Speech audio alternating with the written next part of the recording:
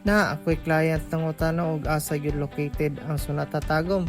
Karong buntaga iturta mo og asa gyud ni ang location. Pero bago ta mo itor, ako sa mong ipailaila og asa na himutang ning tag 7,216 ang monthly equity diri sa Sunata. Naala gyud na himutang diri sa likod sa model house. Tulo ra kalikuan naa naka sa entrance. Mao ni nakagwapo ani nga location. Kay dili na ka mo biyahe og layo. Naabote ka dito sa imong balay.